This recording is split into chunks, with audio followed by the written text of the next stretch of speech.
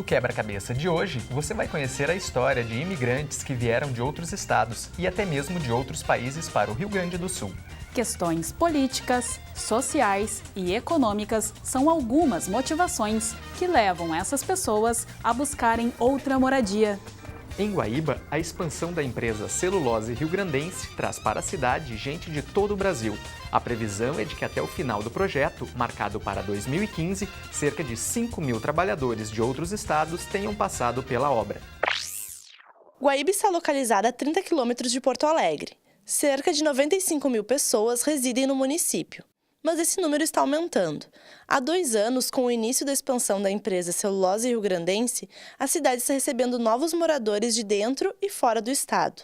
O projeto de expansão da Celulose Riograndense está orçado em 5 bilhões de reais e representa o maior investimento privado da história do Rio Grande do Sul. A operação atual da empresa conta com quase 3.000 empregos diretos e mais de 11.000 empregos indiretos. O paraense Nilson Ferreira, de 58 anos, está em Guaíba desde janeiro.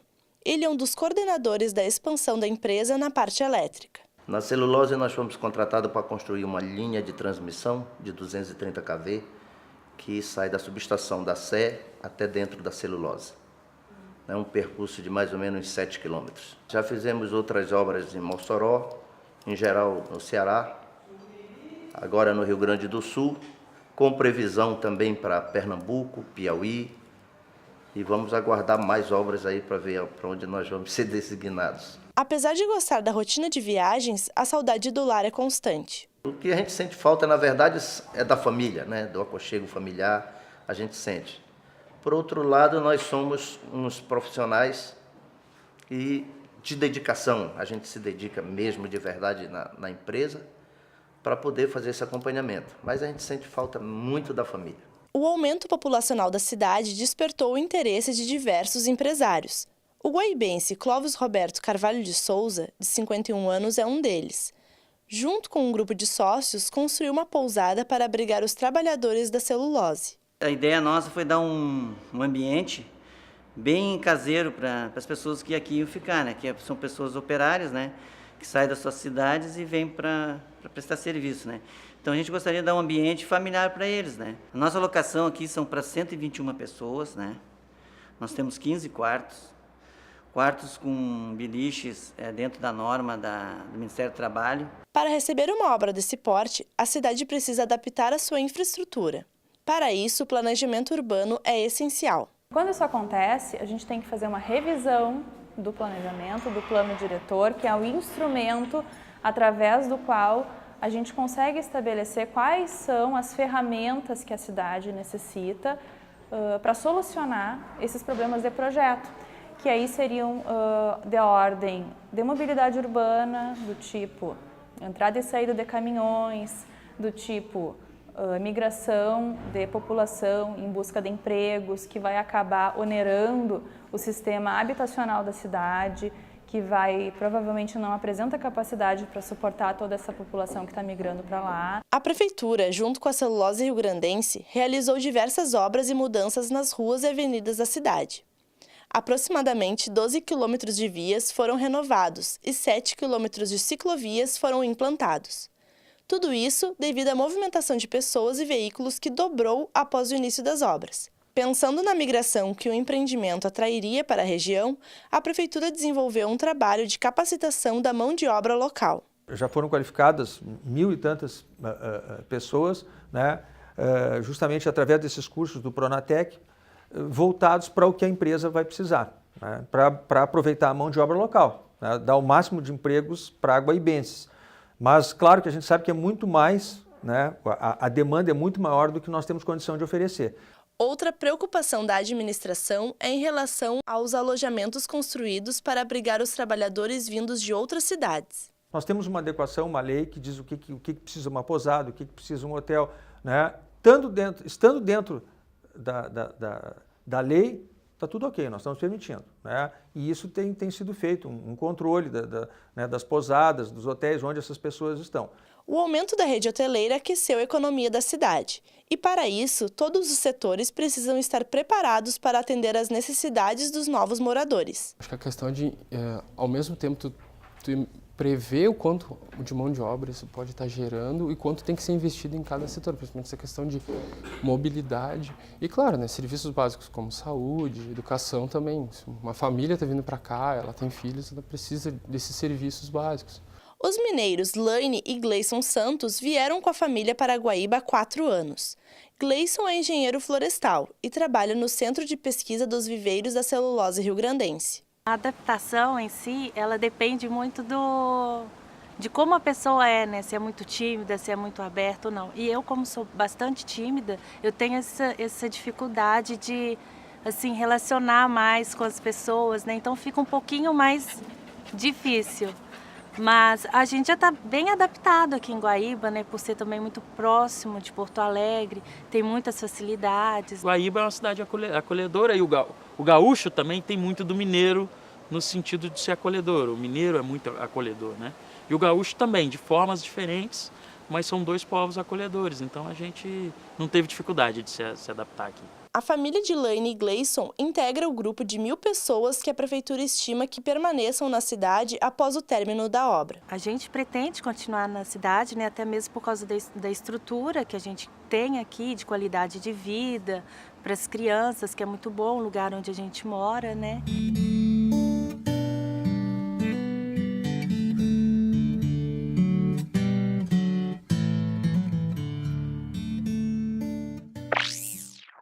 A contratação de profissionais de outros países pelo programa Mais Médicos causou discussão no Brasil. Acompanhamos a rotina de 2 médicos cubanos em São Leopoldo que atuam nos cuidados básicos da saúde. Muitos profissionais de medicina deixam seu país de origem para atender pessoas de outros lugares do mundo. Um exemplo é o médico cubano Releize Abreu.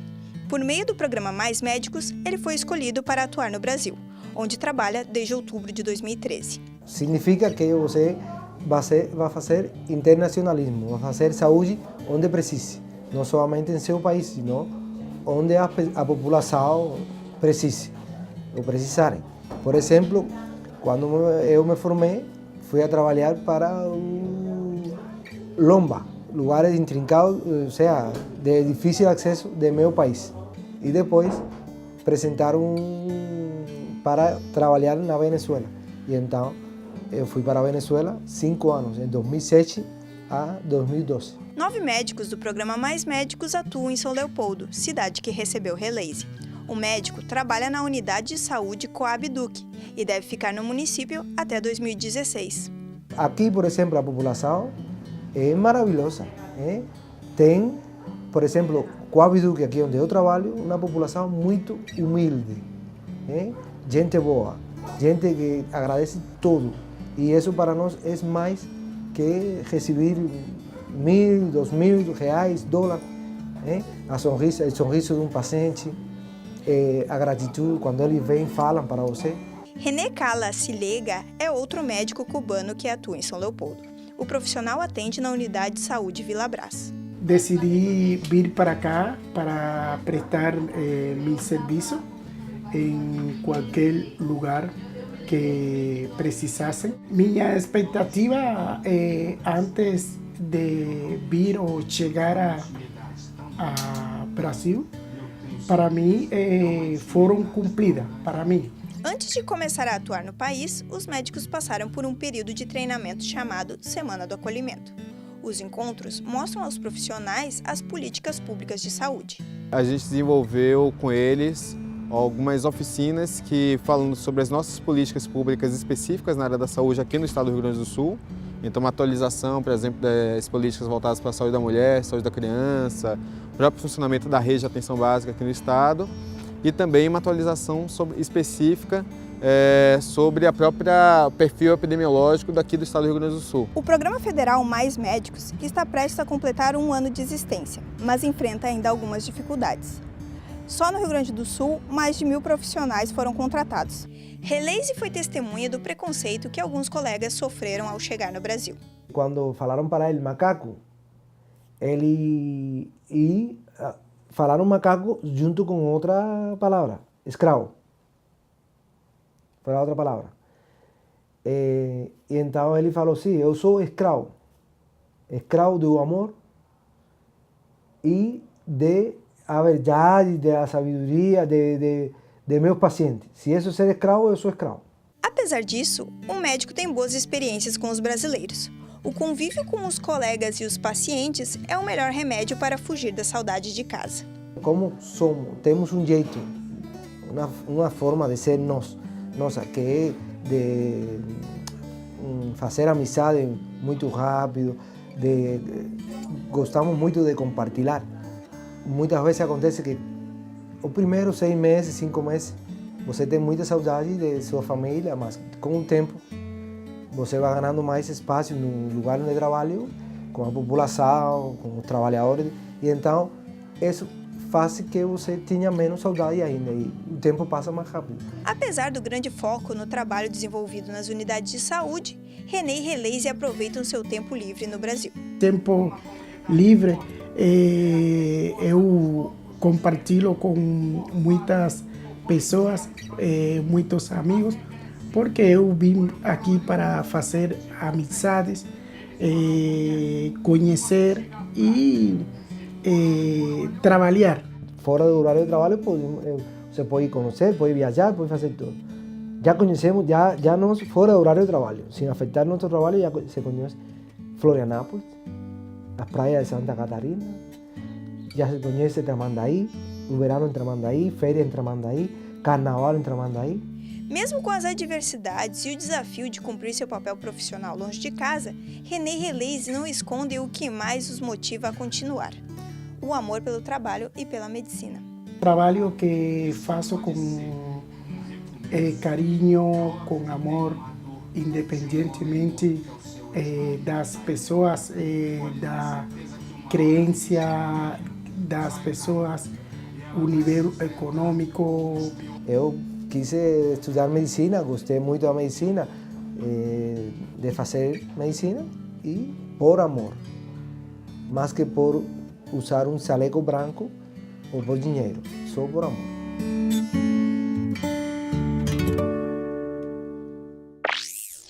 No próximo bloco, conheça a história dos colombianos e dos haitianos que encontraram no Brasil uma nova chance de construir suas vidas.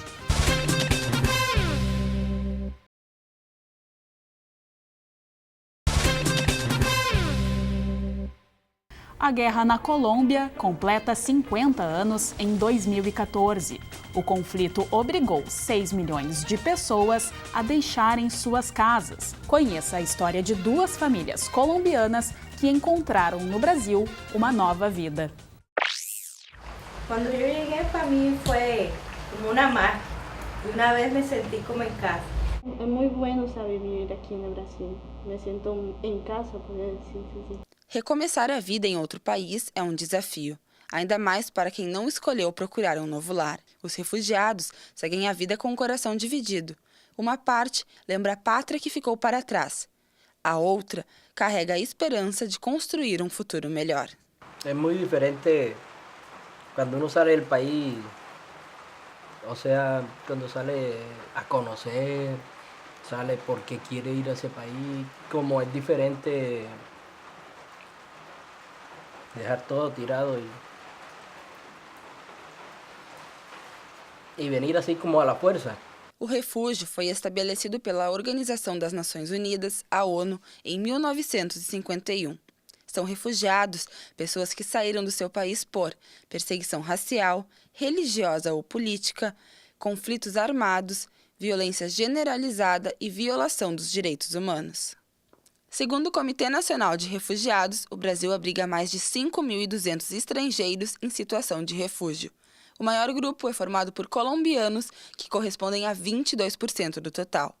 Jaime e sua esposa Daice chegaram ao Brasil com a pequena Valentina em agosto de 2012 e já se sentem em casa. Os amigos que tenho brasileiros são minha família. São pessoas que me han apoiado desinteresadamente, han querido ser mis amigos, me han llevado a sus casas, han tenido la confianza de abrirme las puertas. A família Ruiz Herrera é uma das assistidas pelo projeto de reassentamento solidário da Associação Antônio Vieira.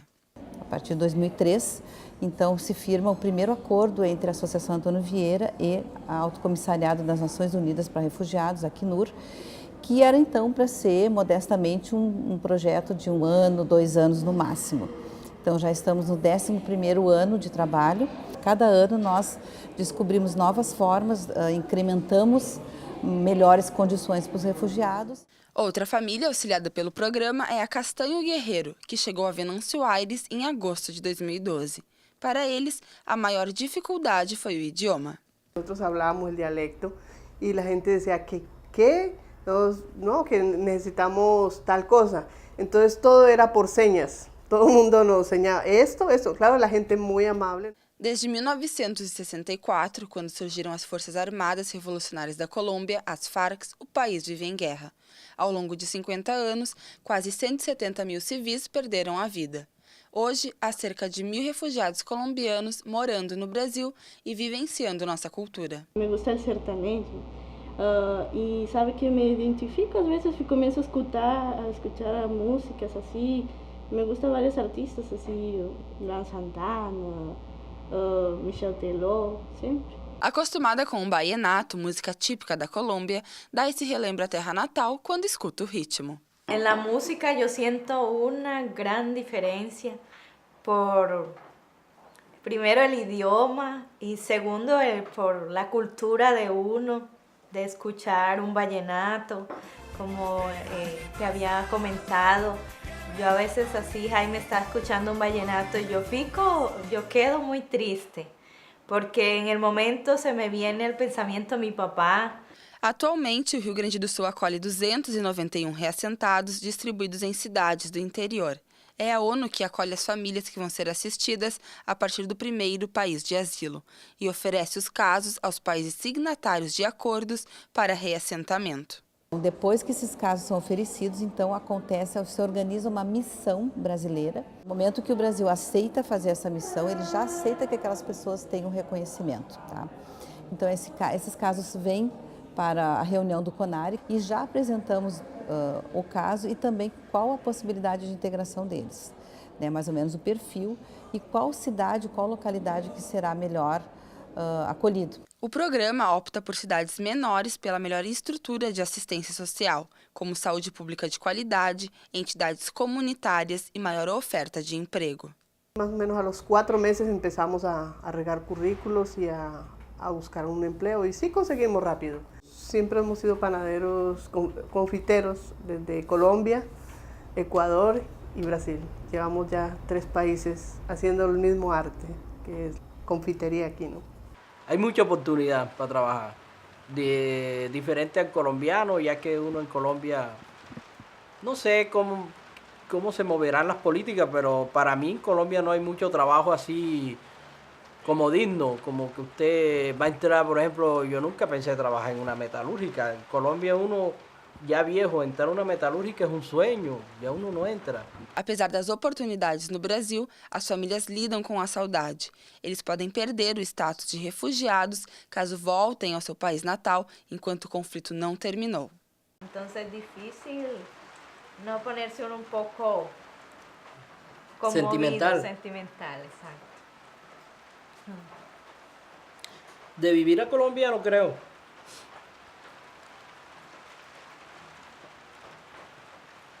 Mas de ir a visitar, sí, puede ser. Ya volver a Colombia es como volver a empezar de nuevo. Como otra vez volver acá. Y ya uno tiene hijos y ellos van a ser sus amigos aquí. Volver con ellos a Colombia sería como que le pasara a lo uno, assim não le passe. Nem a saudade desperta a vontade de voltar a viver na Colômbia. Seus corações também se tornaram brasileiros. E sobre os seus futuros, eles não têm dúvidas. Quero viver aqui em Brasil sempre, porque já mis hijos van a crecer, yo creo que se van a enamorar, van a tener familia aquí, ¿no? Y aquí ya uno está donde estén los hijos más que todo, ¿no?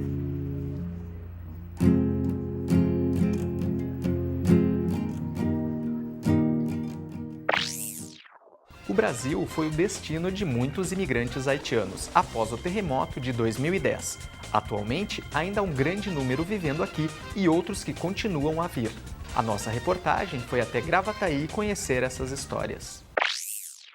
A principal porta de entrada dos haitianos no Brasil é a cidade de Brasileia, no estado do Acre.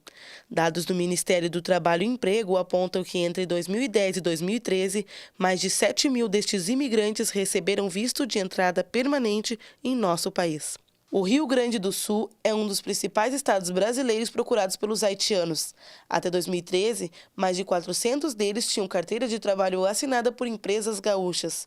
Alguns destes imigrantes entram no país por Porto Alegre, como o industriário Johnny Berry, que vive há 2 anos em Gravataí, uma das principais cidades a empregar esses trabalhadores. Quando eu cheguei aqui no aeroporto, 1h da manhã, nem conheci ninguém aqui no Brasil. Eu falo no espanhol com uma pessoa, ninguém não me entende. Quando eu falo de hotel, uma pessoa fala assim. Quando eu chego lá, tem uma pessoa que fala espanhol também.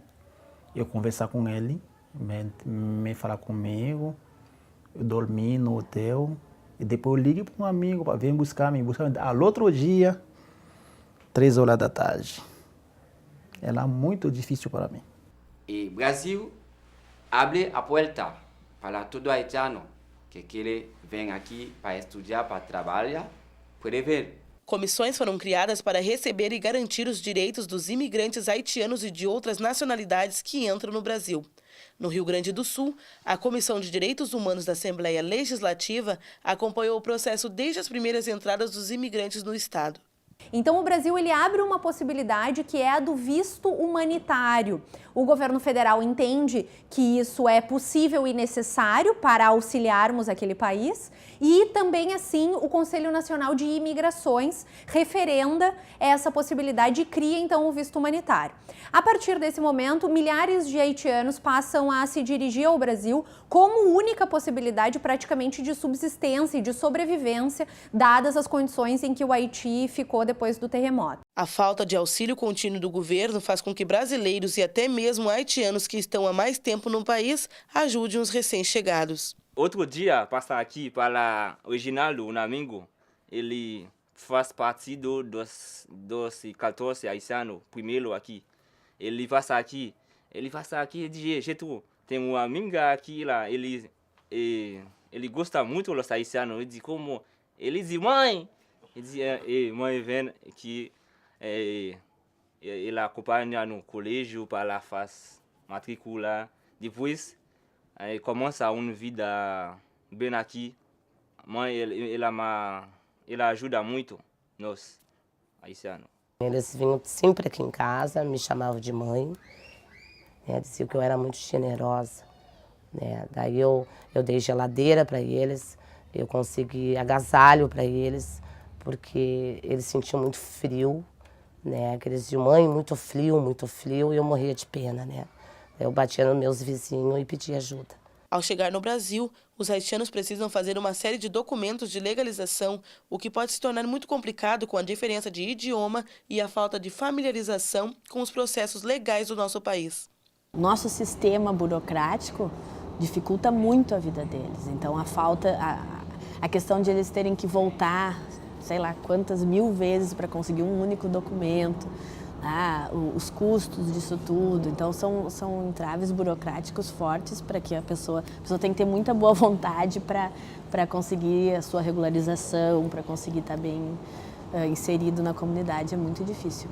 E tanta pessoa que vem aqui não tem uma pessoa para ajudar. Tem uma pessoa que vem aqui, ele não sabia de onde ele pode fazer um cartão de trabalho, de onde ele pode fazer, como vai a federal para fazer esse protocolo e toda a coisa. A diferença de idiomas, costumes, a saudade e a dificuldade de se comunicar com a família no Haiti são problemas encontrados pelos imigrantes no Brasil. Vai chorar. Ai, saudade, muita coisa.